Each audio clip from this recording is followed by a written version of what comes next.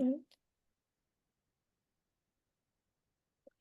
So, welcome, Akiva. Thank you so much for joining me on this podcast.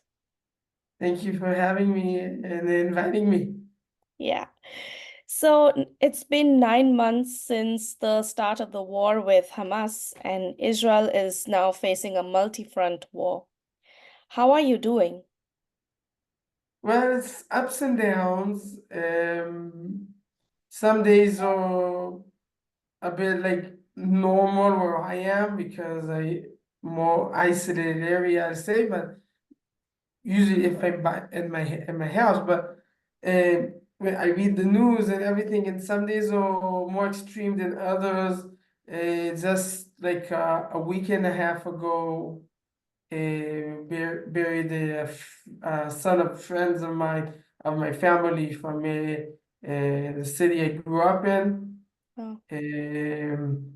So it's a lot of and also ups and downs, and Mm. it's it's a complicated time. Um, Not knowing what's going to be with stuff continuing and then being called back to reserves and Mm. not knowing when that will happen. Mm. So it's a lot of unknowing and it's hard. Yeah, so I wanted to ask you, you did serve your time in the army also since October 7th, right? So how was it? How long were you in the army? So I was drafted into the reserves on the 8th of October, the day after Mm-hmm. the massacre. And I, my unit is down south.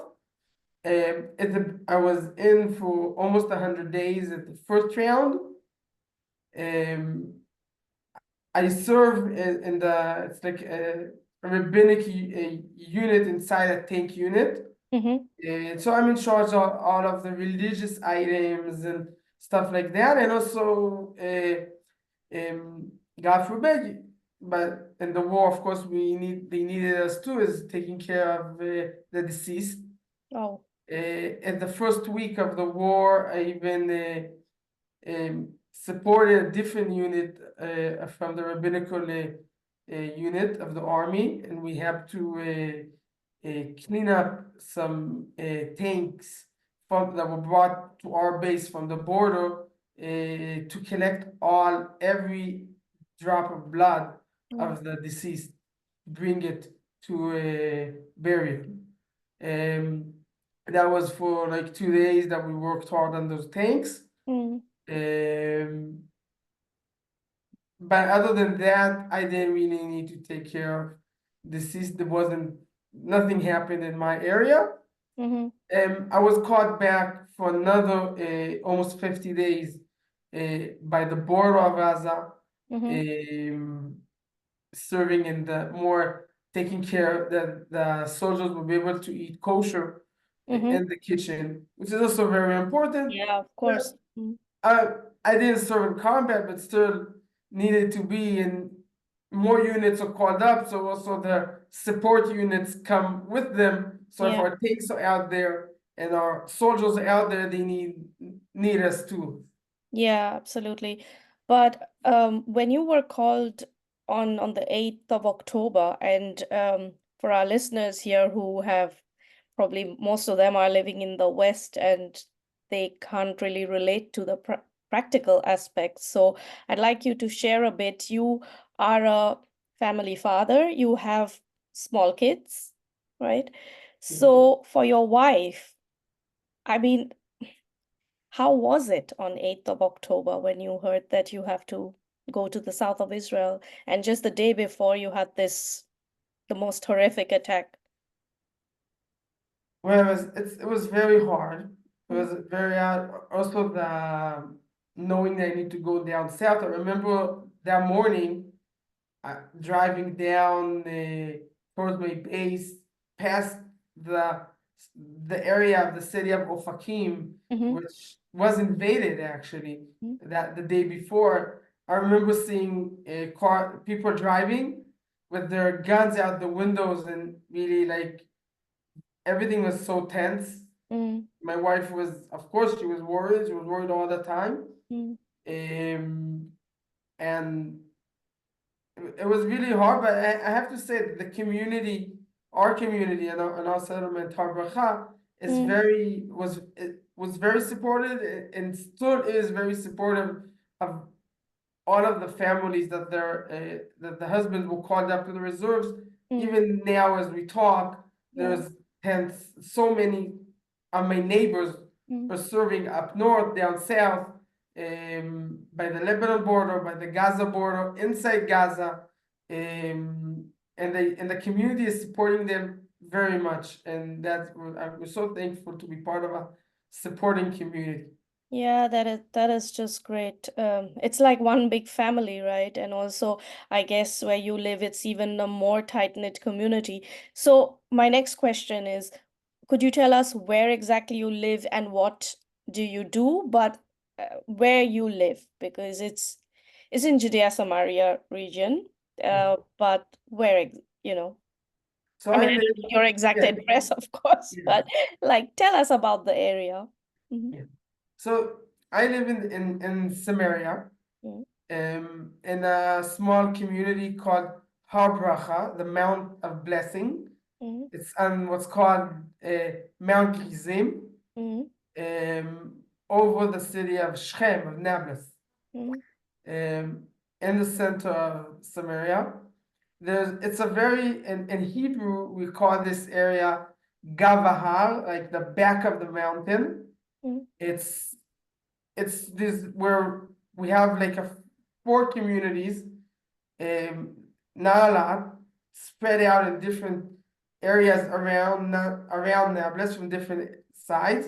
mm, That our community is called Har Bracha, the mountain of blessing, because it's sitting on the mountain of blessing. Har Gerizim, what's on the other side of Nablus is Har Ival.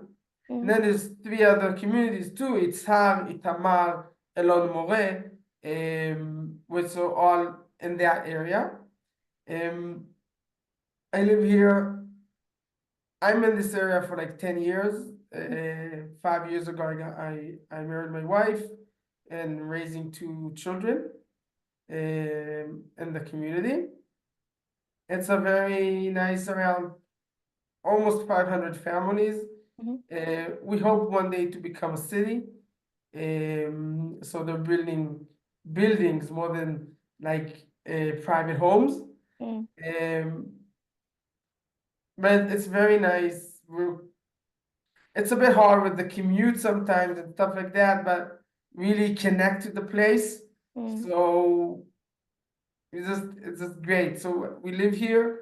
My oldest, who's 4, goes to Gan and nearby community Tzhar, mm, and my wife's at home and with the younger with my younger son, and I work for an organization, an NGO called the Beyadenu, Returning to the Temple Mount. Okay, we'll come to that in a minute Very because good. obviously that's very Yes. important to talk about. But just Yeah. on the topic of where you're living, so your community is mostly like religious Jews, I take it, right? Yes, we're Yeah. a religious community. As I said, I also studied here in in the yeshiva, Mm, which is it's like after we finish high school mm, in religious Jews, when they finish high school, they go to what's called the yeshiva. The yeshiva is it's where we study the Bible, and we study other scripts and books of the rabbis that were written over the years. Mostly the main book we study is what's called the Babylonian Talmud. mm, That's most of the day. So we study, that's what we study most of the time. mm, And that's mainly the yeshiva, which I studied, is in the communities. As you can, okay.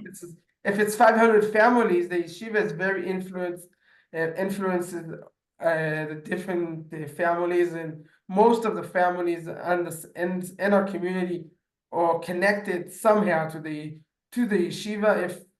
if because the husband studied there, or because that we also have in the a program of students that study in the yeshiva and go to Ariel University Yeah. in the city of Ariel, which is a 20-minute drive from our community, and study there. So combining that together. So I studied in the yeshiva.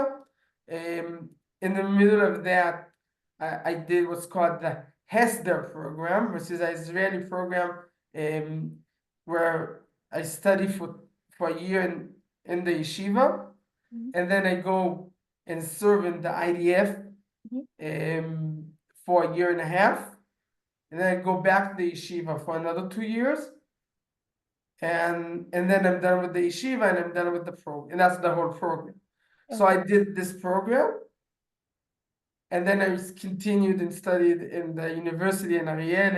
I studied sociology and anthropology in human resources, majored in human resources, and and that's what I do. That's what I did here. That's how I found myself living in this beautiful community. Okay. But living in the beautiful community also comes with not so nice neighbors. I understand. Well, you're very close to Nablus, right? So how is it living there? And I'm not saying anything, I have to be careful here. I'm not trying to say anything about a certain group of people, but um, evidence shows, recent polls show that the large part of the Palestinian territories in Judea, Samaria area are very radicalized, are very pro-Hamas. They just don't want the Jews living in the land. So, what's your interaction with the Arabs there, or do you have any interaction with them, or So we don't have any, but okay? I have to say, prior to the war, Arabs from the area would come and work in most only in the construction in Mhm. our community, Okay. but we were the only community in the area that actually had that thing. Okay. But as you said, they're very radical. Uh, I don't remember if it was a year or 2 years ago, a group established in Shechem, in Nablus, called the Gova Arayot, like the Lion Chamber group. They started doing shooting attacks all around, and they were shooting in our community. It started by going up on the mountain, our mountain, and shooting in our community. Once they even got a window in one of the houses that points towards Nablus, Mhm. um, and that was like up until this group started. There were almost no shooting attacks, if even nothing. There were plenty of rocks throwing and Molotov bottles throwing and attacks and stuff, and it was not recommended to go into the city. Mm. Not allowed to also legally because it's Area A A. zone and B zone. Mm. But it's also dangerous because they hate us and they want to kill us. Mm. Um, but when this group started, it escalated from Nablus and from there to the whole Judea and Samaria, Mm. a whole new series of shooting attacks, uh, including people.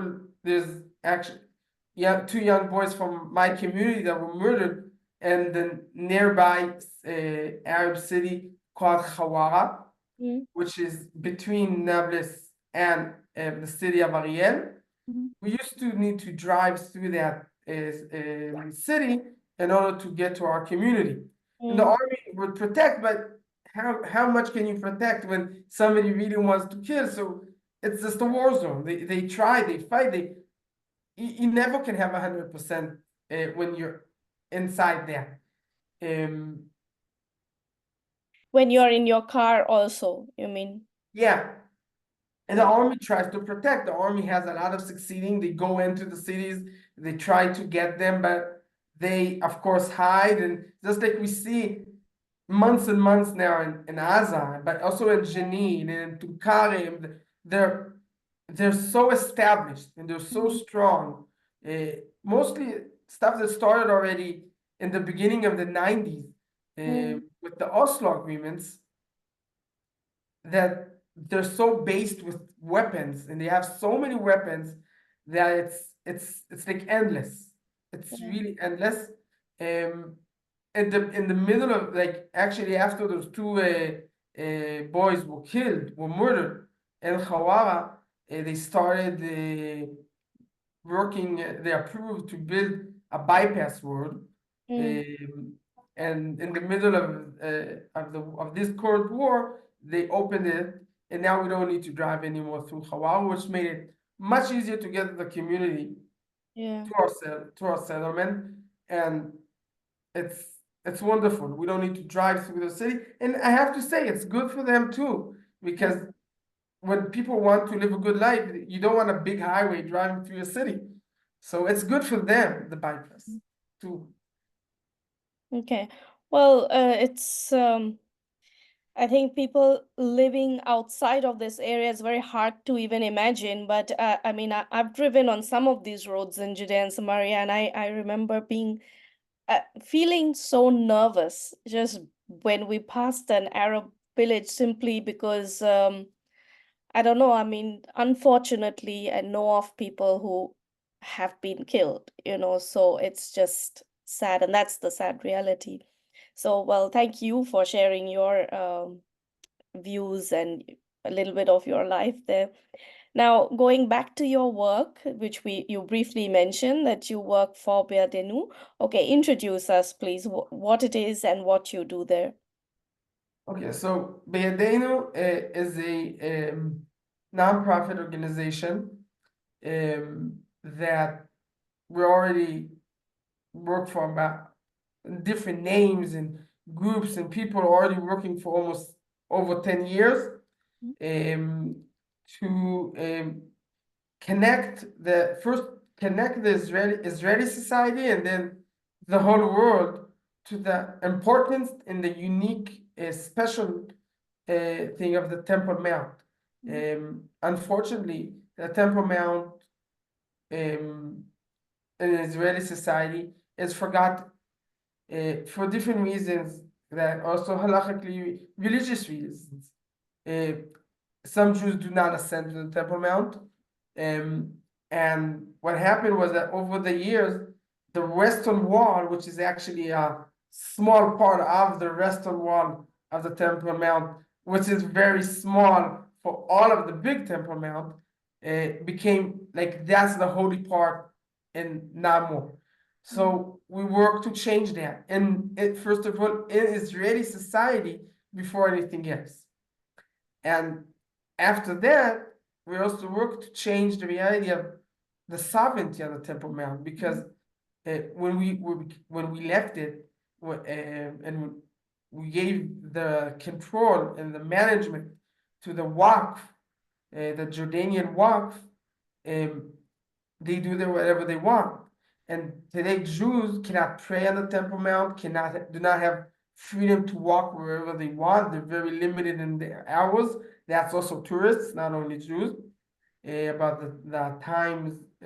But even where they can walk, Jews can walk in a lot less area than even tourists that can walk in all the plaza.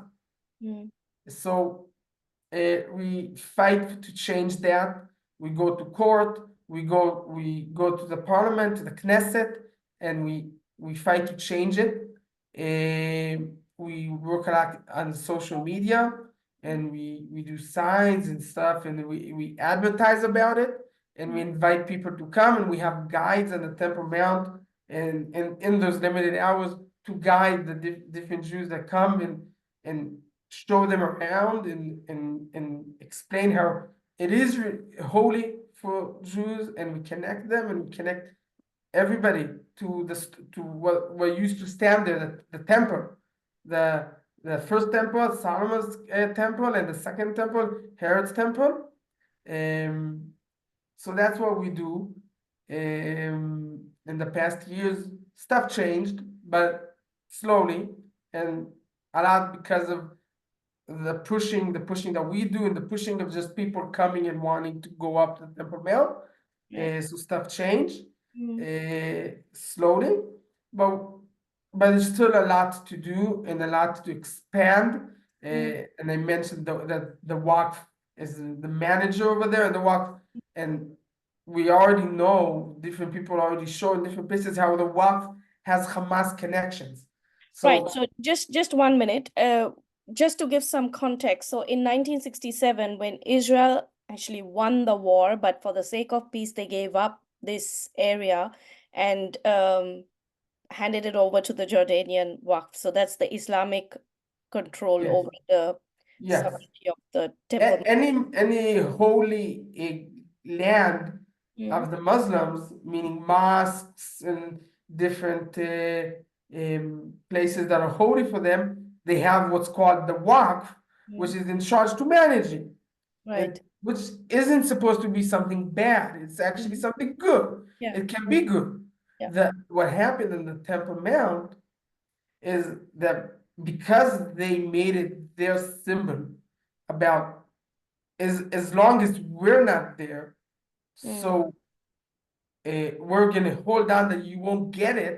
mm, So they made it so holy. They all of the most radical groups, Hamas, ISIS, and different groups like that, are trying to like influence mm, the Muslim believers on the Temple Mount to and make them the most radical. The most radical lectures are being given by the sheikhs on in Al Aqsa Mosque. yeah. And I have to say, Al Aqsa Mosque is not the Dome of the Rock. Mhm. It's two separate things. Al Aqsa Mosque is on the south, and Dome of the Rock is not a mosque. Mhm. Um, and prior to 1967, in Jordanian maps, the mountain was called Mount Maria, Mhm. because that's what it is. Yeah. And only the mosque was Al Aqsa. Mm, Today, the whole thing is Al Aqsa, trying to teach that it all that's theirs, that mm, they're the only ones that can be there. mm. Even So yeah. though the Mount Moran, that's the site of the holiest place in Judaism or in the Bible, right? So as an Orthodox Jew also for you, how does it feel to go up there and not being able to pray on a site that is supposed to be that is the holiest site for you because of this reality, the situation that you just described? How do you feel? So I have to say that, as I mentioned before, there's a small change slowly and slowly. Mhm. 10 years ago, when we used to go up the Temple Mount, each group that would go up would be surrounded by Muslims, radical Muslims, screaming at you, Allah Akbar, all the way around. And that experience was really unbearable. You couldn't pray, you couldn't do anything. You really could only walk. Today, and the main reason that today that doesn't happen is that in 2017, three Muslims from the Israeli Arab city of al Fahim came out of the mosque to one of the gates, shot one of the policemen at the entrance, ran back in, and then continued shooting and killed another policeman on the Temple Mount. After that, and there was a lot of stuff around that. Today they can't get close to us, the Waqf and those women. Those actually all of those women, radical Muslim women, were banned and out of law. So, uh, But how do you know who's radical? And because I've been up there also, and I've seen lots of Muslim families just walking around. Uh, So how do you yeah. know who's No, radical? I'm talking about the specific group that would surround us and scream Right. Allah Akbar. Okay, okay. They were not, they're out of the law now, the Okay. group, so they can't do that anymore. The police doesn't let Muslims and even the Waqf to escort us so close. So what happened was is that the groups that go up are able to quietly say prayers quietly, and actually even in the mostly in the east side of the Temple Mount, where is no one is there, only we are there with the police. So we're able to even establish praying, but we can't bring anything with us. It's very hard. If I'm used to every morning put on my tefillin, I can't do that if I go to the Temple Mount. So it's hard. It's really hard. I can't do my regular things. And the stuff that I want to do is different customs that are unique only for the Temple Mount, like laying down completely, like bowing down completely on the ground. That's something we're allowed to do with only on the Temple Mount. And if we do that today, the police takes an ass and ban us from the Temple Mount for a few months. So this is where, this is such a difference between the reality that what you're talking about, what I have seen as compared to what is portrayed in the Western media. Yeah, that the reality is what you just said, and what the media portrays in the West, and what most people who've never been to Israel understand is that Israel is an apartheid state, whereas the only place where I have seen apartheid is really what you just shared. And the other thing is that, I mean, Al Jazeera is anyway just a Hamas mouthpiece, but Al Jazeera and even BBC, CNN, how they write like the Jewish, what do they say? The settlers stormed the Al-Aqsa compound.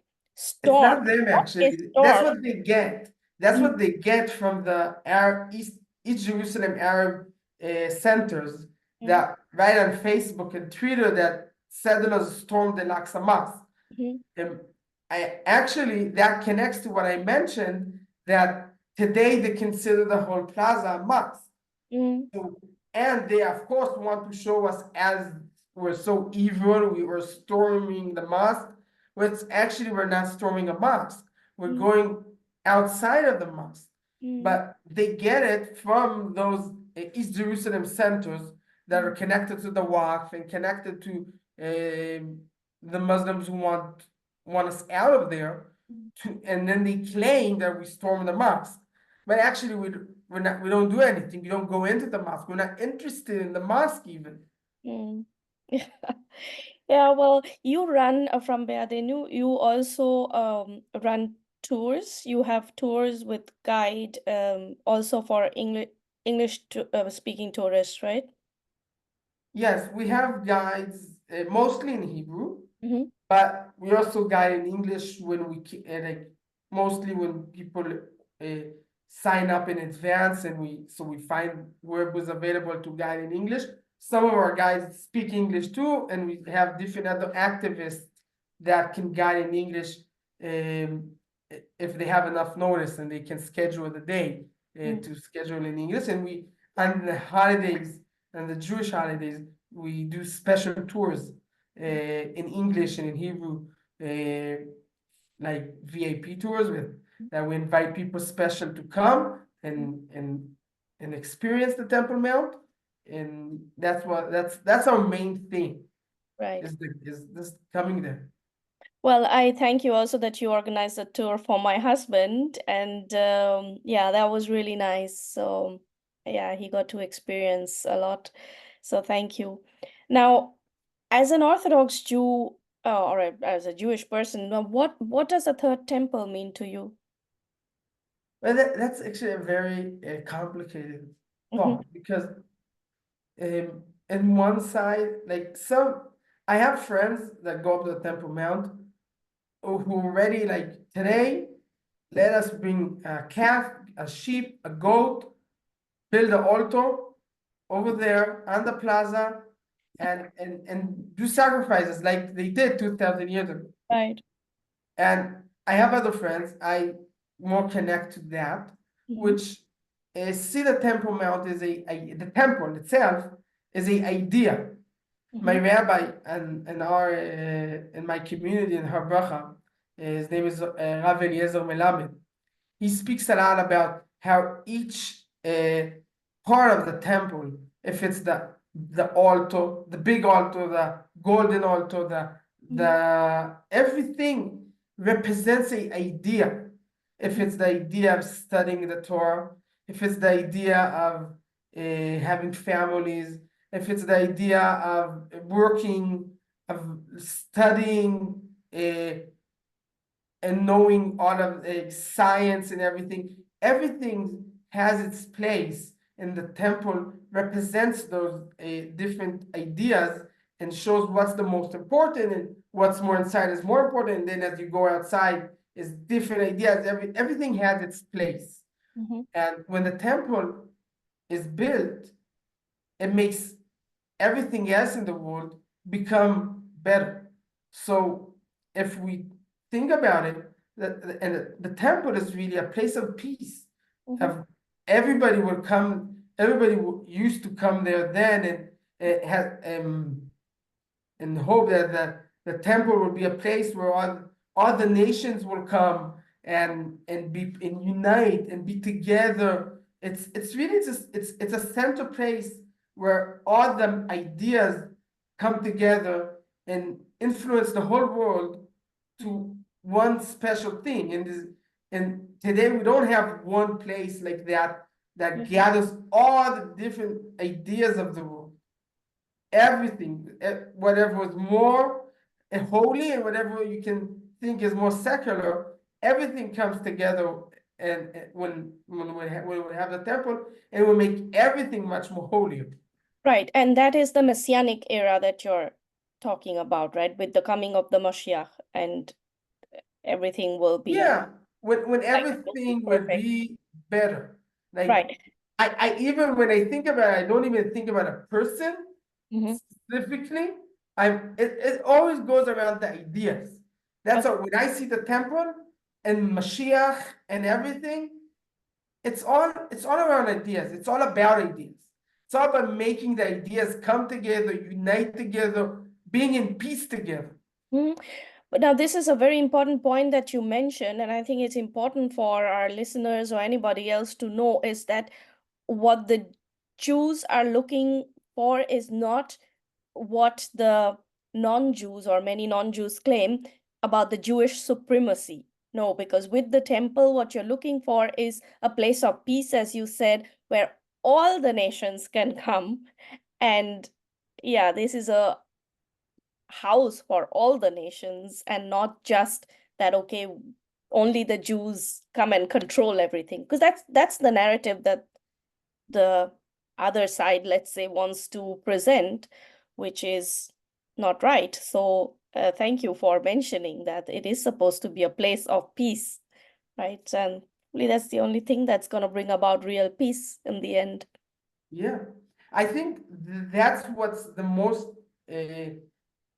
That's what Jews are supposed to do. Like just like we have our priests, but really we the Bible, as the Bible says, God says in the Bible before the giving in Mount Sinai, the giving of the Torah, God says to that He wants to make us Jews a nation of priests. Mm-hmm. And the idea of us being a nation of priests is not that we're better than the others, but that we have a huge job to make this world a better place and a holier place, and bring all of those ideas together and make them unite together and that's our job. And when we're talking about us being the priest of the having Jewish priests in the temple, is because we're being servants, not because we're more important above others, but because we're the servants serving the whole world. That is such a beautiful explanation. I just wish more people would hear such thoughts, and then yeah. And that's the thing, you really need to have conversations with the Jewish people. The problem is, I think many people have such negative view of Israel, or right now you will see with anti-Semitism, is because they've never met Jews, right? They only hear in the media what Al Jazeera says or what BBC says, and instead of having conversations with a real Jewish person. So, yeah. So thank you for mentioning that. Now, as I come to wrap up our conversation, one important thing I would like to hear from you is, in some of the Western governments, like the American and French, and I don't know, some of the European governments are also trying to sanction some so-called violent settlers. We sometimes hear in the news, oh, the settler again went and attacked a poor Arab villager and whatnot. But when I read the Israeli news, I also see that what the Western media does not say is that that settler was attacked first, and then maybe it happened in response or whatever, I don't know. But there's clearly violence in both sides. I guess you always have extremists on both sides.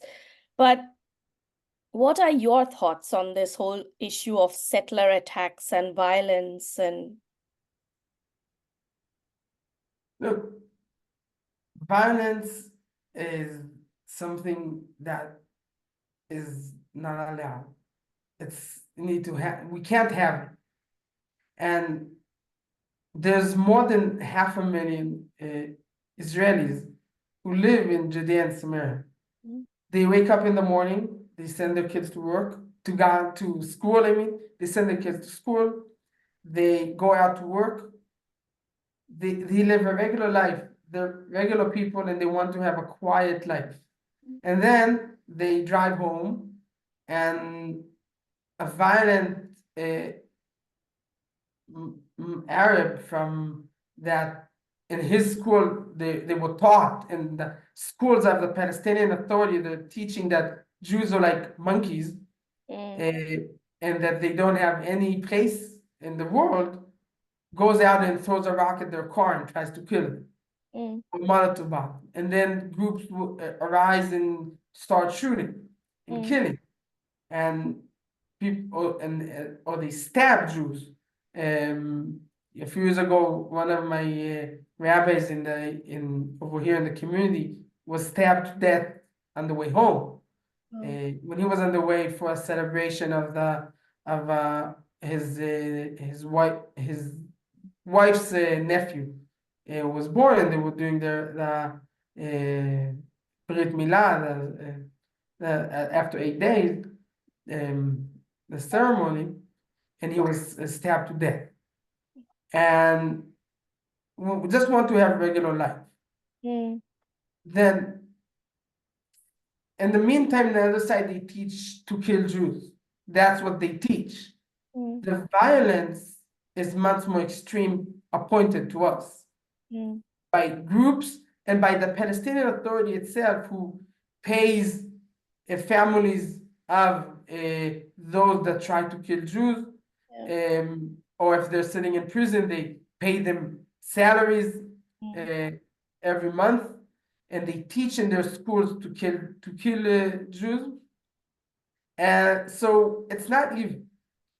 But and then there's a campaign by anti-Semitics in the world about what's so-called settler violence, um, showing like that, trying to show that the settlers are the ones that are violent. mm, They don't talk about what the Palestinian Authority does.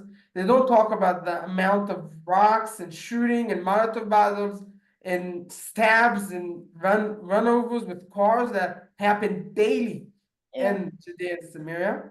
They don't talk about it. mm, They only talk about settler violence. And when they talk about settler violence, they go from um, Jews storming Al-Aqsa Mosque, yeah, which doesn't happen. mm, But for them, that's storming it. That's the violence. yeah, They're talking about the exact us just existing mm, in Judea and Samaria, was they call the West Bank, the occupied territories. mm, So that's violent for them. mm, That just being there.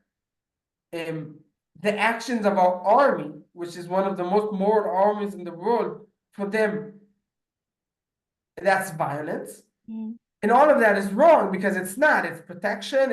It's protecting us. It's stuff that are just living. It's wanting to pray quietly in our holiest place in the whole world, Mm. but for them that's violence. Then Yeah. they take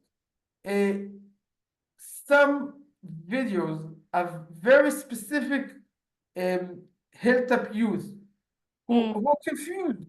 They're not taught it by their rabbis. The rabbis don't teach them to go. That's not the way they're being educated at school, like the Palestinian Authority. Mm. But rather, those youth see the stabbing, Mm. see the rocks, Mm. see the shooting, and they feel that the army, who's accused by the campaign people for being violent, Yeah. they accuse the army, those youth, they accuse the army for not doing enough. Right. And so then every now and then, or after a attack, Mm. they go out to the road and they throw rocks. It's Mm-hmm. unacceptable. Yeah.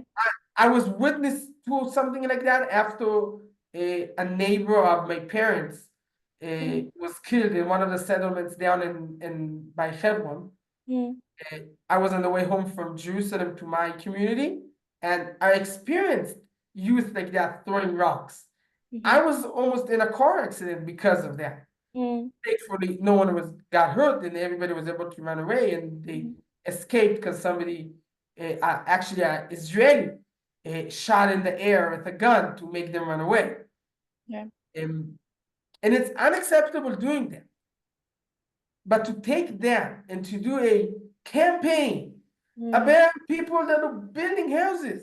Yeah. That's one of the recent sanctions was about one of the big building companies of houses in settlements in Sudan, Samaria, got American sanctions.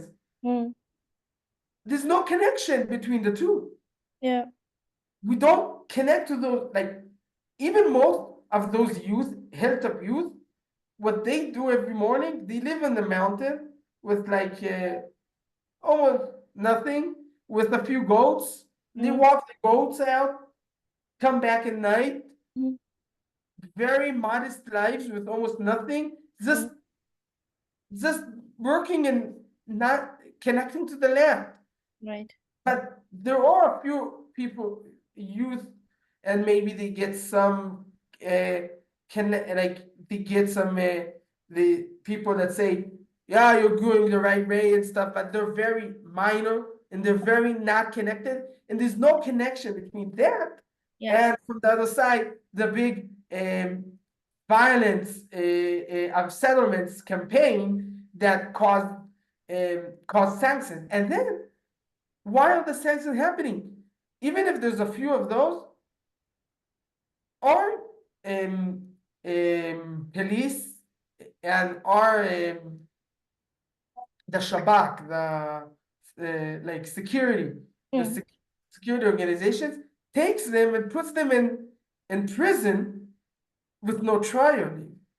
Mm-hmm. Like they don't even accuse those. They say we think that you're the ones that are throwing rocks. Mm. Yeah, the Arabs shoot with guns, but they go and take them and they say you're throwing rocks. They take them and put them for half a year in prison with no trial at all. Oh. So And there is the Israeli government punishing them, and yes, there is the Palestinian government actually rewarding their citizens for shooting, the difference. And here I and, also hear and then you. the sanctions are and those are from those small groups that are not nothing. Yeah, and maybe just throwing rocks or whatever. Uh, but it's important to see that you as an Israeli uh, are condemning these attacks, even if it's only a handful of settlers who are doing that for whatever reason. Um, but at least you are saying it's wrong. I hardly ever hear anybody on the Palestinian side saying, oh, actually, my people are doing something wrong, trying to kill the Jews. So this is one thing. And the other thing is really uh, in every country, every people group you have, if you're attacked, it's a natural human reaction to somehow, give back or whatever. Why is Israel always held to another standard? You know, always. That's So anti-Semitism. Yeah, it's just anti-Semitism, hypocrisy, everything. So, yeah, but it's good to hear from how you see things. Now, one last question I have for you for this interview is why is living in Judea and Samaria so important for you as a Jew? Well, first of all, it's the land of the Bible. It's the heart. This is where the stuff happened. When Abraham comes in, he walks, he enters the land, he walks down the back of the mountain where I live. Mm-hmm. He builds a tent, and the Bible says in Elon Moreh, which is the mountain where today there's a settlement called Elon Moreh, a few very close to my home. He continues down that back of the mountain to Yehuda, to Hebron. He builds and he settles over there. His Yitzchak lives around that area. Yaakov lives there, and all of the stories, Shiloh, where the temple was there before it moved to Jerusalem. That's in our area in Samaria. Everything happened here. So first of all, it's our land. We inherited it. Our forefathers were thrown out into exile 2,000 years ago, and now we're coming back. And this is our land. We all around my community is grapes, vineyards. Just like the Bible, the prophets say, the vineyards will be planted in the mountains of Samaria. Yeah. And we When have when the Jewish people come back from their exile and come back into their land, yeah, they will. so all of our community, all of our mountain around our community of vineyards. There's so many vineyards all around Judea Samaria now that we're back. And so that's first of all. And then I'm also Israeli. And I also think about the security matters. And right, I'm not talking about the security of us living specifically there, but more about us being protecting Tel Aviv and the coastline.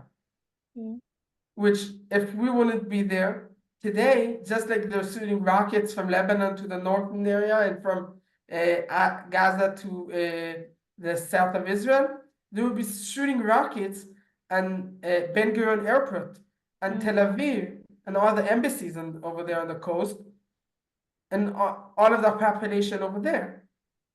Yeah. So, of course, we still need to take care of them, that they won't do stuff even though we live there.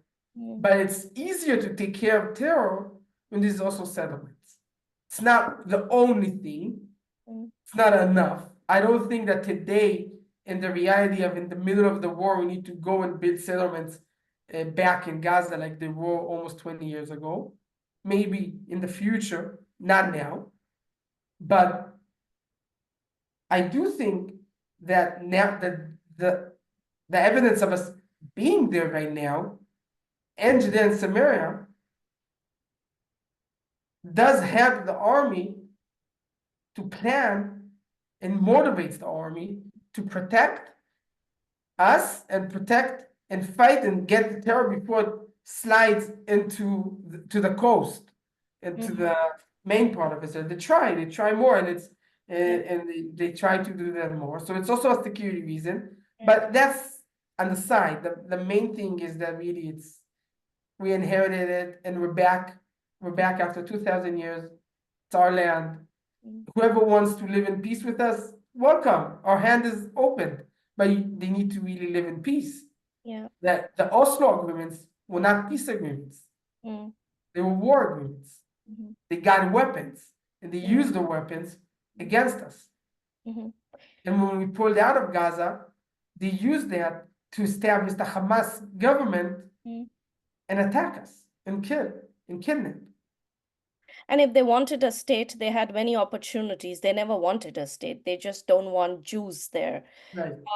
Well, Akiva, thank you so much. One thing I just wanted to say before I end is that the world may look at people like you as settlers or whatever the term they use. I look at you as a living testimony of fulfillment of biblical prophecy, because exactly what God had said would happen is happening. So yeah, it's a pleasure talking to you. Thank you so much. Thank you. Thank you for hosting.